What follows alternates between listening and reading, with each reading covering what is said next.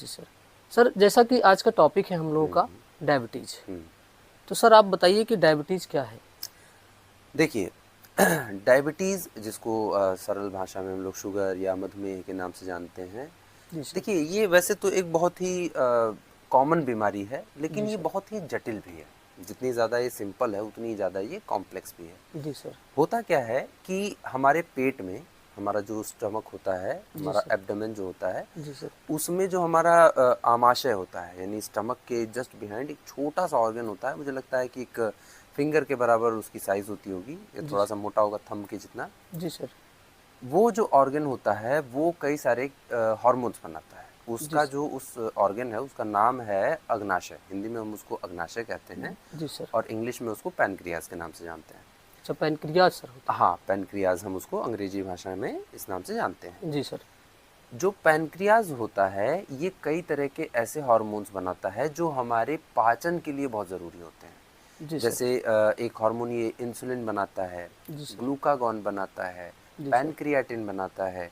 जी sir. तो इसमें usually जो पैनक्रियाटिन है, ग्लूकागॉन है, ये सारी चीज़ें तो सेकेंडरी होती हैं, बट जो शुगर हो जाती है हमको, जी सर। इसमें इंसुलिन नाम के हार्मोन का जो प्रोडक्शन होता है वो तो या तो बंद हो जाता है, जी सर। प्रोडक्शन कम हो जाता है, पूरी तरह से नहीं बना पाता है। जी सर। समटाइम्स एकदम से बनाना बंद कर देता है। जी सर। कुछ कंडीशंस में क्या होता है कि वो इंसुलिन जो होती है वो हमारे बॉडी में बन तो रही है, जी सर। लेकिन उसके अगेंस्ट रेजिस्टेंस पैदा कर लेती है हमारी बॉडी। मतलब वो बन तो रहा है लेकिन हमारे काम नहीं आ रहा है।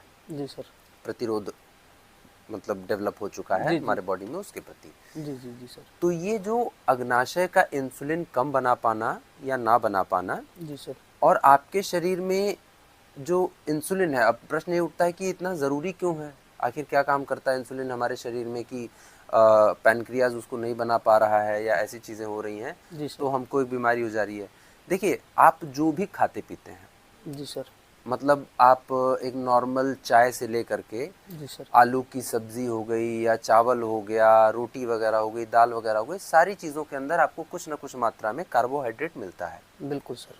कार्बोहाइड्रेट आपको कुछ चीज़ों में बहुत ज़्यादा मिलता है। जैसे फॉर जी सर। एग्जांपल अगर चावल ले लिया जाए, जी सर। चावल में कार्बोहाइड्रेट बहुत ज़्यादा मात्रा में होती है। बिल्कुल सर, हाँ, ठीक, चावल में ये होता फैट का एक फॉर्म है। है। जी सर। इसके अलावा जैसे आप केला खा रहे हैं, केला में बहुत बड़े पैमाने पर अच्छा सर, कार्बोहाइड्रेट होता है। अच्छा सर, केले में भी शुगर? जी, केले में शुगर कंटेंट काफ़ी ज़्यादा होता है, और जो शुगर के पेशेंट होते हैं, डायबिटिक पेशेंट होते हैं, जी सर। उनको डायरेक्टली केला और आम, मतलब फलों में आम और केला, ये दोनों डायरेक्टली उनको रेस्ट्रिक्ट किया जाता है कि आप ये 2 फलों का सेवन ना करें। जी सर।